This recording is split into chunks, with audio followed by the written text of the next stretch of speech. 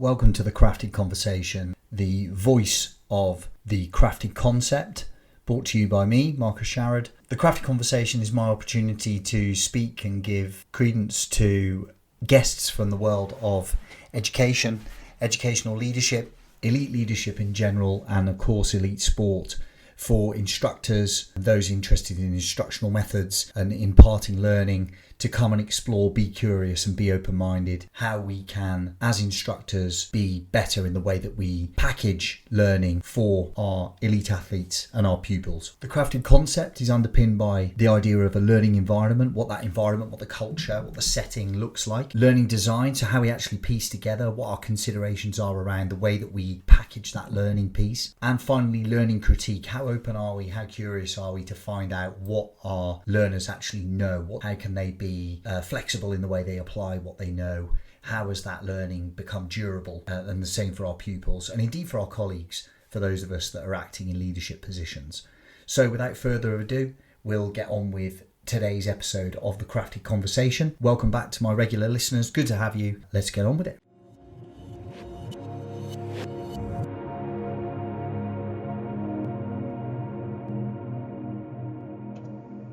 Welcome back to the Crafted Conversation with me, Marcus Sharrod. I'm here today with my old mate, Joe Quinn. Joe, as a former England age group rugby player, second row, liked to get up and grab the ball. And Joe had a distinguished career in first off at Leeds in the Premiership and then Championship, followed by time at Nottingham before the majority of his career and finishes his career at Hartpury, where he played in the Championship and was the line-out caller and a significant part of that particular leadership group. From there, Joe joined me, which is where we met at Marlborough College, as first off a rugby coach under our head of rugby at the time, Budge Pountney, and went on from there to establish himself as a teacher, politics teacher, also teaching a bit of physical education in my department, and his rugby coaching went from strength to strength, gaining his level three. Yeah, level 3 in my time at Marlborough, yeah. Level 3 while at Marlborough, and positioning himself in such a way to be able to go and fly the nest, if you like, and has become the head of rugby at the prestigious Dulwich College. Joe, welcome, mate. Welcome, mate. Thanks for having me. Not at all. I'm really excited to chat to you today about rugby, about coaching, about instruction, teaching, how all of those things merge. I know you've got really strong opinions on those things, and many of those that we share together. So, it should be interesting, and certainly interesting for my listeners as well. But as I always kick off, the same question for all my guests. Quinny, what's your craft, mate? Yeah, really good question. My craft is at making whoever's in front of me, pupils, players, to realise what's the best version of themselves and help them get to that version of themselves. And maybe it could be in the short term, it could be in the long term, but just making them realise what potential they have and actually shock themselves, and once they realise their potential as well. So no matter who you got in front of you, help them realise their potential. Yeah. And what's interesting there is you've not made that bespoke to playing or their athletic ability. Was that purposeful? Yeah, I think it's took me a while. I do think players, pupils, it's more of a mindset rather than the ability you have. So I think if you can engage your mindset into a certain level, you can realise that your ceiling is actually very, very high. And you can achieve some pretty cool things if you put your mind to it, rather than doubting yourself. I haven't got this ability. I think if you put your mindset into a certain aspect of what you want to challenge yourself to do and achieve, you can achieve some pretty cool stuff. That's really interesting. So you take that and apply that to a year 7 player. Is that any different to the lads that are in your first team at under 18? Not really. I'll coach a year 7 games lesson, then I'd coach the first 15 session at Dulwich. I think my standards, values, what I want from a session, what I want from a kind of, especially joining a school like Dulwich, is what I want from a Dulwich College rugby player. And I've had a year in, but it's kind of, I want the same standards at every game session. What I want on myself. I make it fun, make it engaging, but I want them to be taught and coached the same as I would teach an under 18 rugby player at Dulwich or first 15 rugby player at Dulwich. That's my ethos. I don't want to tiptoe around of it. I'm not saying I'm a autocratic coach, but I want to install how a first 15 rugby players coach, and the same as a year 7 rugby player is coached at Dulwich. And when you've got players in front of you, if there was a hierarchy of what was more important, skill development or character development, what would you say it is? I think you can get both out in a session. You can develop skill and you can develop character at the same time. So it's how you can plan a session. You can start off with loads of skill repetition stuff. Then when you start going to game scenario or game-based coaching, you actually can really challenge the character and behaviours of the players in front of you. So that could be through challenges from rewarding defences on what they do, or actually challenging the skill you've done and bring it into the game practice. But I think you can challenge both most times you coach, and that can be a really low intense training session, or that can be a really high intense training session where actually character does get you through some of those moments when you're doing game-based scenario work, or a game where there's challenges in which tries and restricts and challenges the players in that game.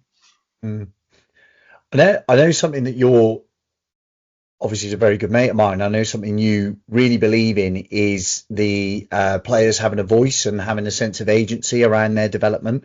Yeah. Can you share your current thinking on that? Because I definitely say that's something that grew in the time that I knew you, transferring out from being a player and actually a player that was a leader in that group at the time to your coaching. What's your current thought on the athlete's voice? Yeah, it took me a while, I think, switching from being a player or in those environments going into a school environment. You've got to remember these are school kids, so they're effectively playing the game for the love of it.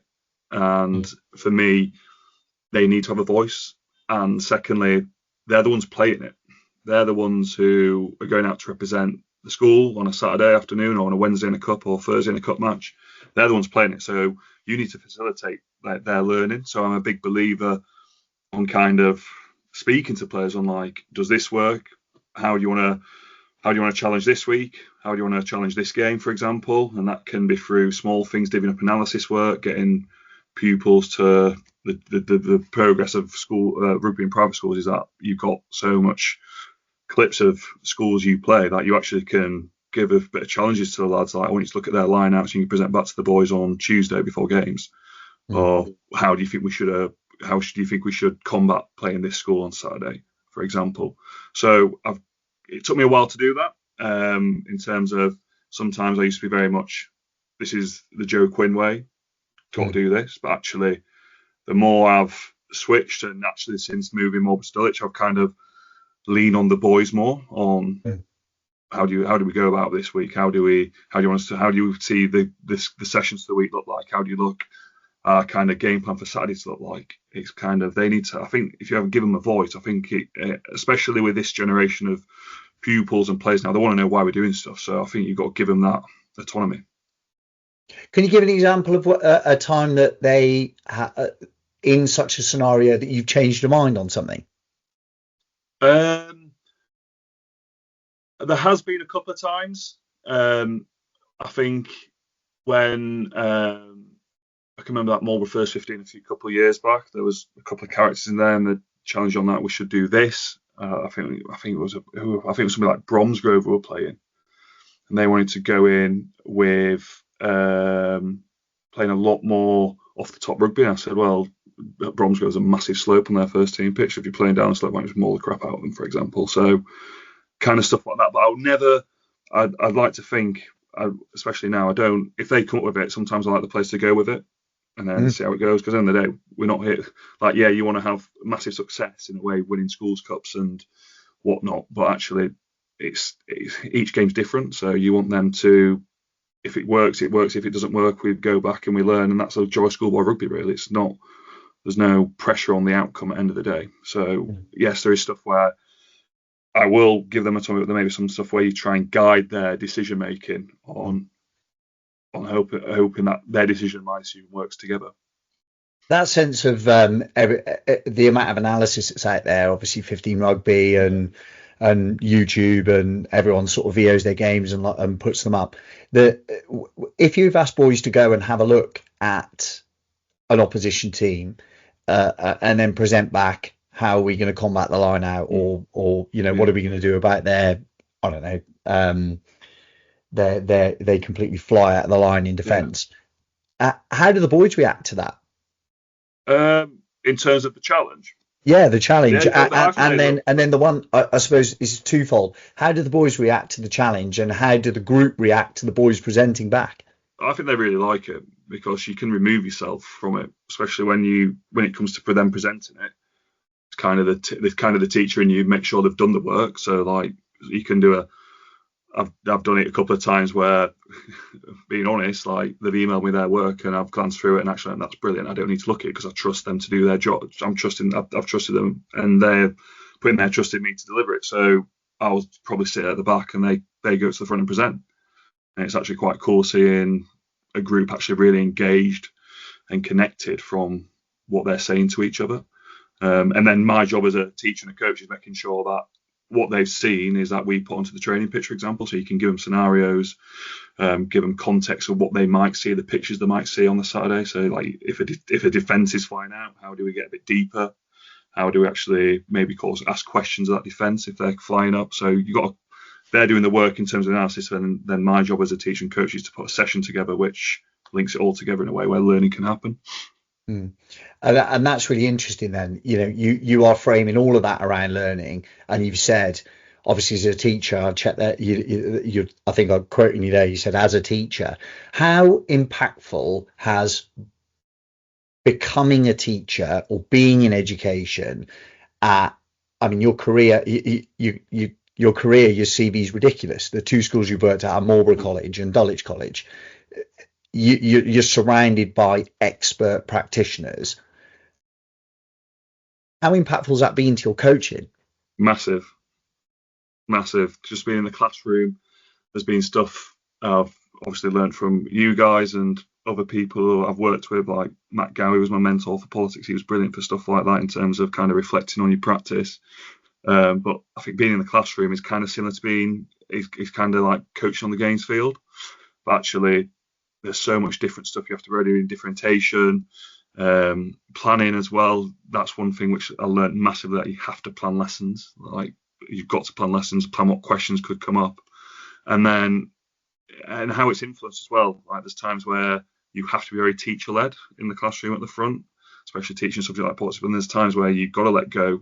And I think sometimes in my early days of career, I was so focused on me being the teacher that I think kids would have switched off after 30 minutes, even earlier, because I was talking far too much, rather than let them to discover what we're studying, doing in groups, doing pairs. It's been massive in terms of planning, reflection, working in the classroom, and working with completely different personalities as well.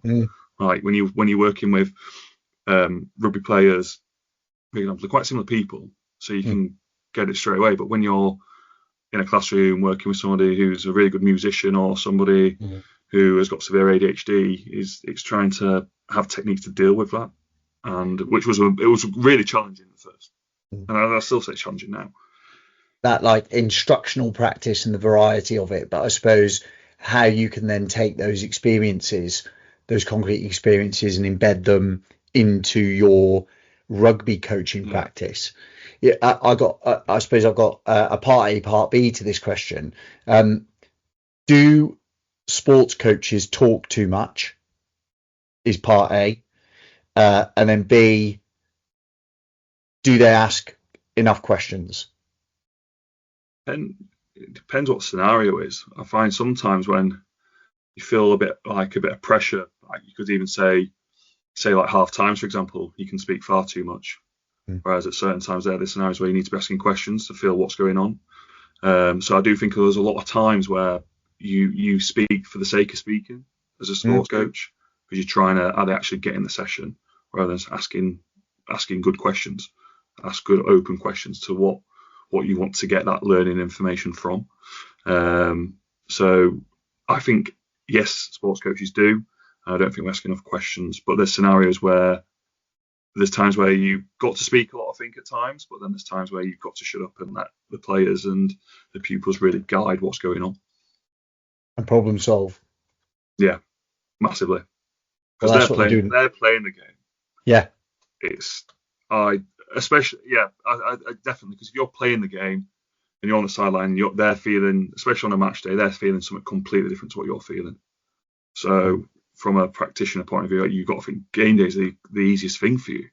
And if you're getting stressed on game day, you're not doing something right in the week. You're not preparing the boys right to confront what's going ahead. So I think sometimes game day, you got to leave them to it and maybe ask a couple of questions at half time. What's working? What do we need to stop doing? Those kind of questions, get the feedback. Are they seeing something different? And then there's time where they just need reassurance as well. I see this a lot in the work I do with coaches, particularly in team sports, traditional team sports, your rugby, football. Obviously, a lot of my work comes through football, but the cognitive load, just batter players with talking,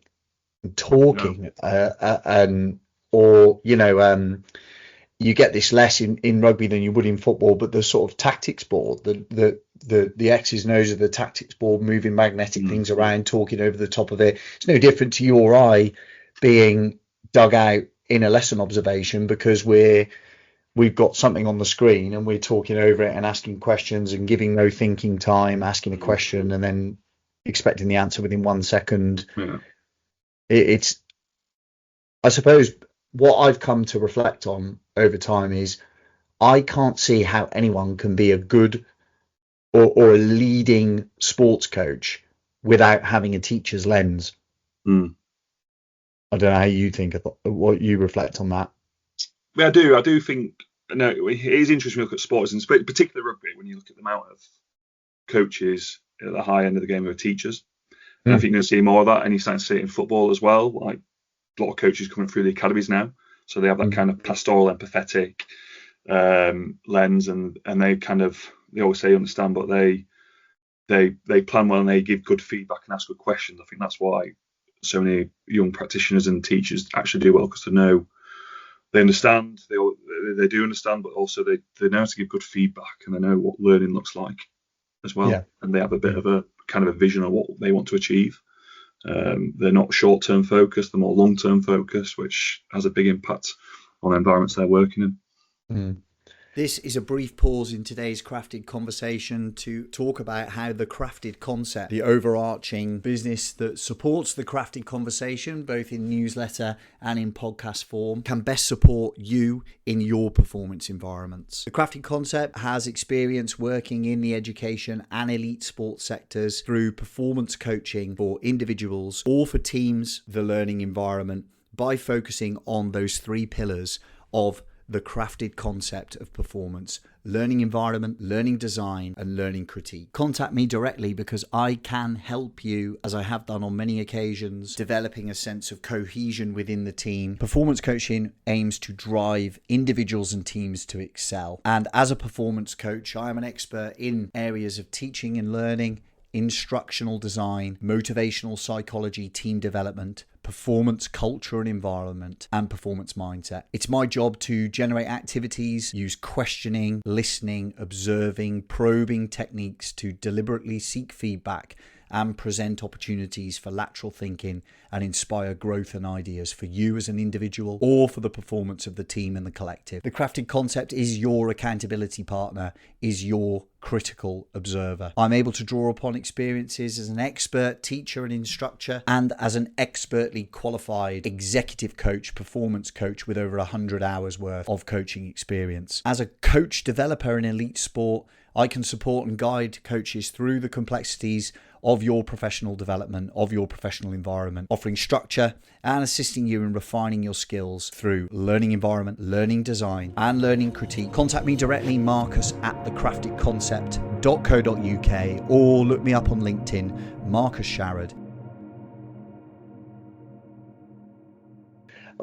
One of your former coaches and a mentor of yours and a mutual acquaintance is probably the best example of that I can think of in rugby, and that's Stuart Lancaster, who's obviously not had the best of times over in France of late, but in his career has been kind of held up as that kind of teacher come coach example.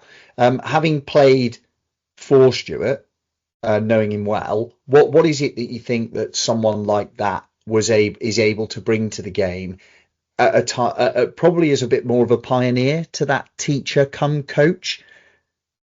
Yeah, there was, looking back, there was always a focus to each session you did, and some sessions were like challenging, and yes, there were standards you had to adhere to as well. That's one thing Stuart was very good. He had high standards, and you could feel each session there was a purpose.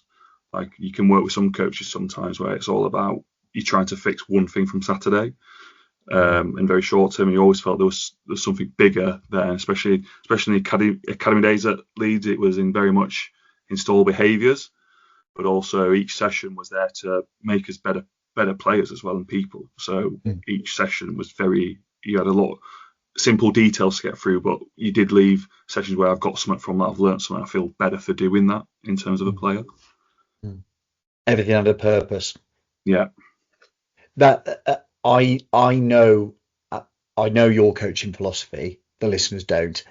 I also know styles of coaching, particularly rugby coaching, that frustrate you, and so I'll frame this question in a way that will give you a chance to kind of explore that for listeners.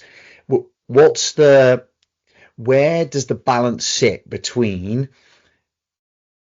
games-based, like kind of fun games-based problem solving coaching, and the rigor of having a set practice in place with that's kind of outcome focused, that isn't just drill and kill, but where if we've got drill and kill over here and we've got play over here, where do you believe coaching sits?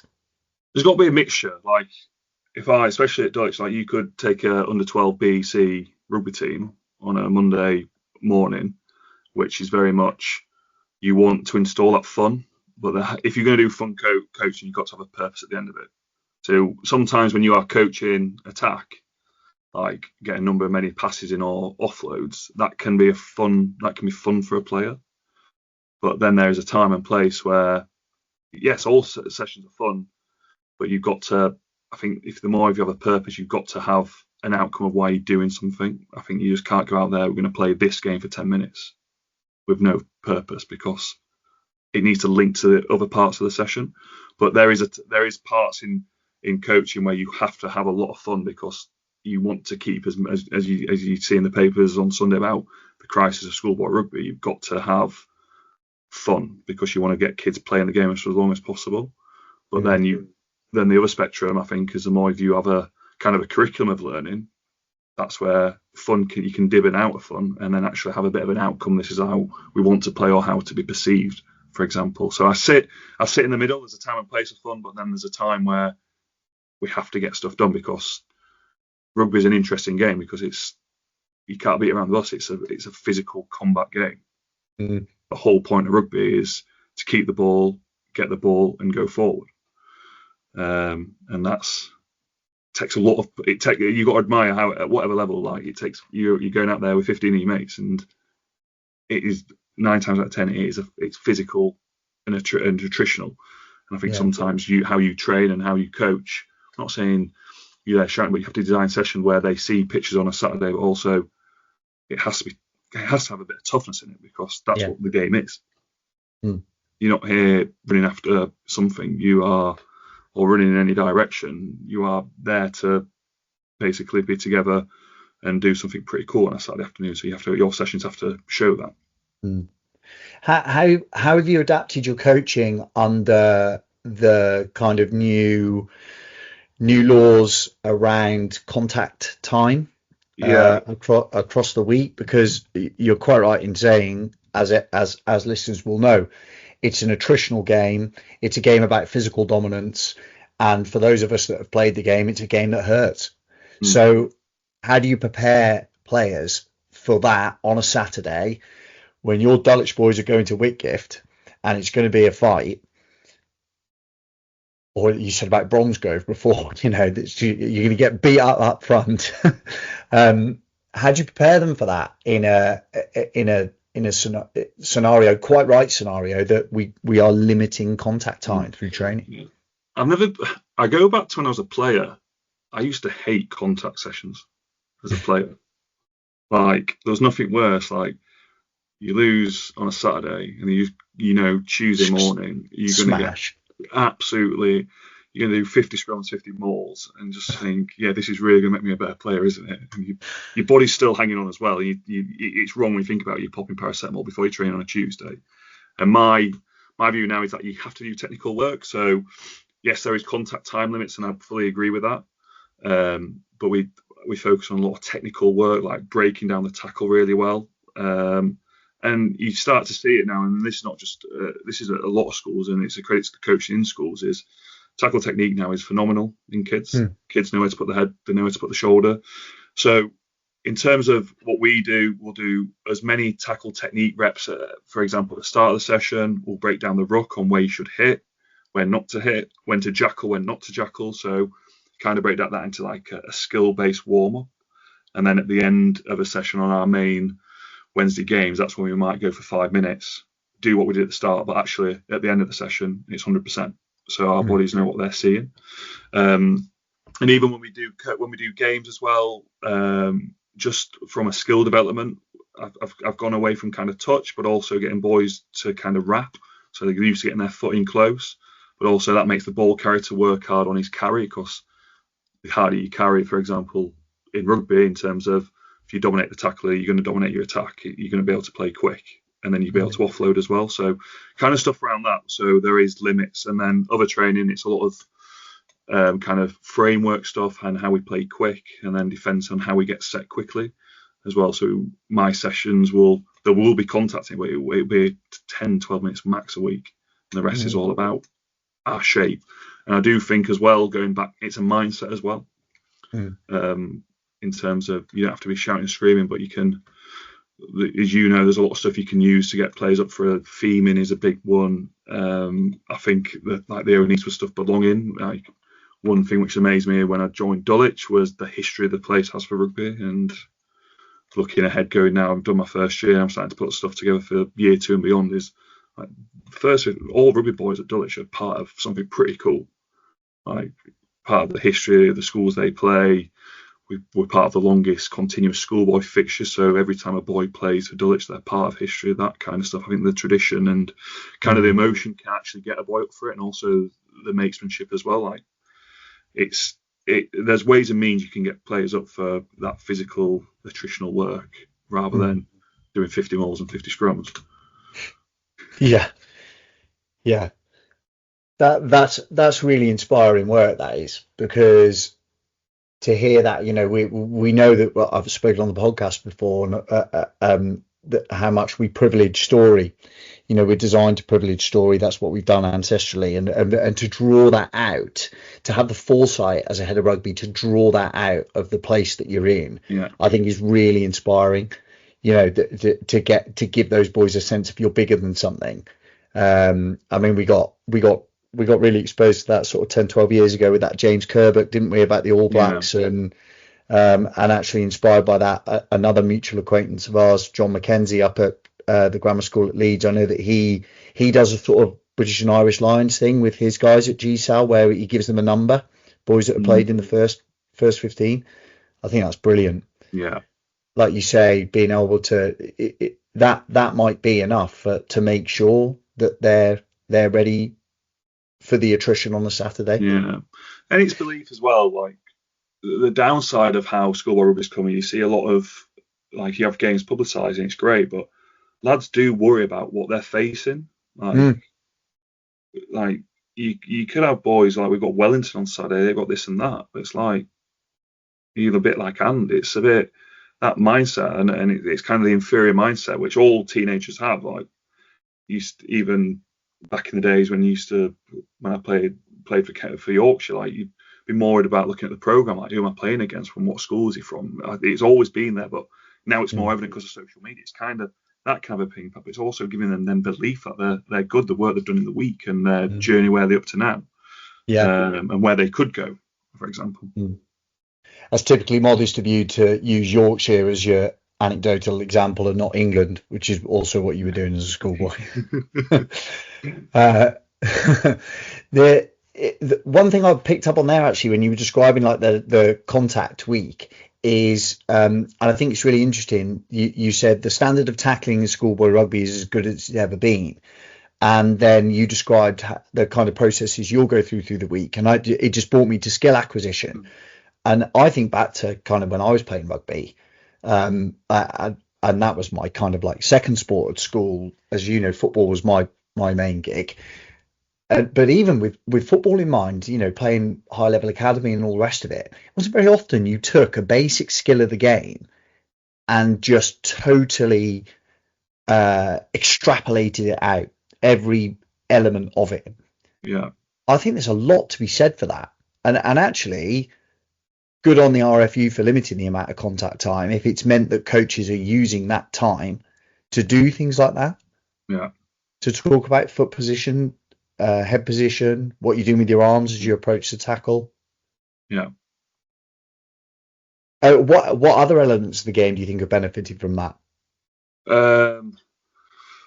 In the term, I think players are. It's fascinating because the way the game's played now, especially what I've noticed under 12s, under 13s, it's not 15 aside. So boys are getting more touches on the ball, for example.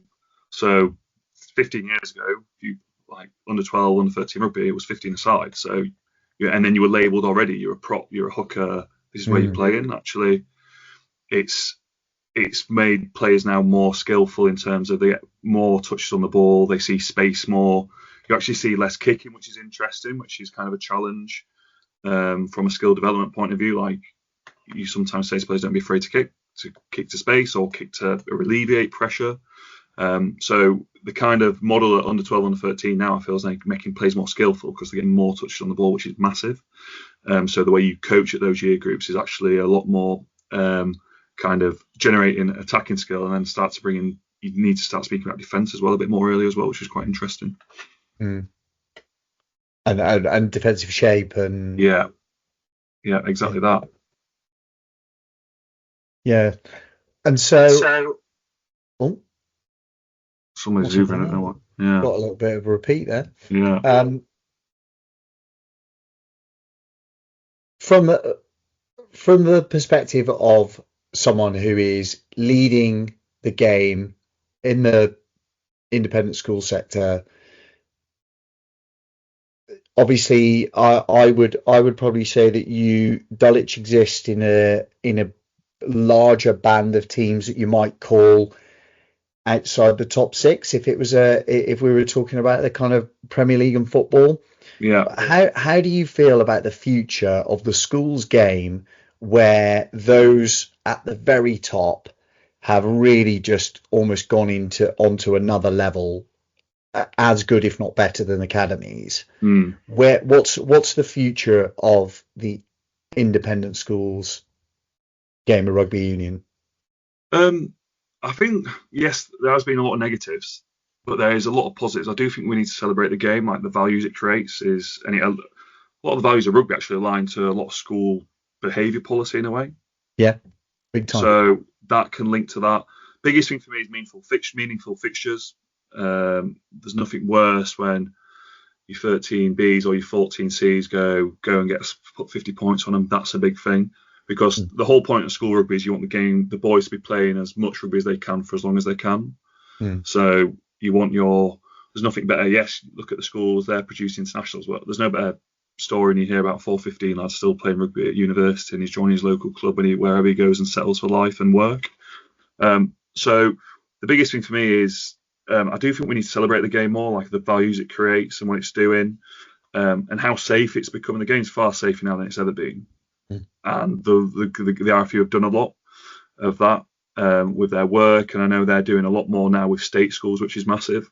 And it's something, as a private school head of rugby, state schools, you need to play state schools, and it's quite cool at Dulwich. We have the John Fisher just in London, who are a very big Catholic boys school who are really strong rugby program, and there's another one, Ravenswood. These are state schools who should be playing as private schools, and and I think that can help the game as well. So more balancing fixtures, and yeah, you're going to have the budget issues, because if you've got your 14 A to C playing Wellington and then your D to F going somewhere else, it's a cost thing as well. So it's kind of getting that right as well. So that's a big thing as well. So meaningful fixtures for me is the main thing in the long term for rugby to survive. Because if boys are having competitive games, learning the values of the game, I think boys will want to stay into it, and girls as well, because girls rugby in private school is on the rise as well, which is superb to see. Yeah, that's an interesting one to come to. Essentially, for all the many things that you could have said, meaningful fixtures is the most important. I think that takes a lot more foresight, doesn't it, as the person leading the sport? Yeah. And I sort of indirectly quote Neil Rollings from Independent Coach Education and PADSIS. It writes an annual kind of State of the Nation report, and one of the key headlines that I pulled out of that this year was, I think he described it as the death of the alphabetical fixture. Yeah. You know, the big old block A to E. Yeah. I think what you say there, if you are honestly committing as a school sport program to meaningful fixtures, then just boxing off third weekend is Radley is probably been and gone. Yeah, and that is a big thing. And there is outcome there, like yes, it is school rugby, but there's you do see it when we all are competitive, and you can see it on Saturdays where the first 15 kind of win and it's cock hoop, but then you can play some schools where they're actually buzzing because of stuff you as a school, and it's like you kind of go into yourself. But those kind of big block fixtures, yes, there's a place for them, but also the main thing is the pupil experience. That's the main thing. You want the pupils to make sure are they enjoying the fixture, especially when rugby's played. And like you can go to some dark places in November, and it takes a lot. So that's where that needs to be right in terms of a proper meaningful fixture for that pupil and the experience for them. If you want them to keep playing, especially when they get into the sixth form, that's where your success of a program is how many teams you're getting out in the sixth form. If you're struggling to get teams numbers from where they were 5 years ago, or continuing that, I think that's where it's in an interesting place. And shifting the dial on the sort of sensationalist, headline grabbing, kind of concussion dominated, parents refusing to play the game kind of stuff. There are ways and means to play the game that it can just be exciting, and the kind of athleticism, skill development, camaraderie, resilience, etc. that it builds. I think just being able to shift the storyline towards those things, and as you say, the safety of the game. There's a reason, one of the very good reasons that there are more kind of concussion protocol type things that happen now is because we actually bloody look for it. And if anything, overly precaution. And you got to think as well, a lot of concussions come from training as well, which is an interesting point. So you can't just go, and that's the thing with rugby. And it can be seen as negative, but if you're a rugby coach, you can't just rock up and coach. You have to plan, and that can be and it doesn't have to be a detailed plan, but you've got a plan for 5 minutes. Like, this is what I want the lads to do. You can't just rock up, name a 15. Right, we're going to play AVB. It's my worst nightmare when you see and you look over there, AVB are kicking the crap out of each other for 20 minutes. Like, one, the boys will be knackered. Two, they're probably not in a good place because they've had 4 lessons and shove their lunch down. They shouldn't be doing that stuff anyway, especially if they're playing a game in 2 days' time. So you have to plan what you're doing, and that's the biggest thing. And that's where most injuries, especially from head injuries, come from.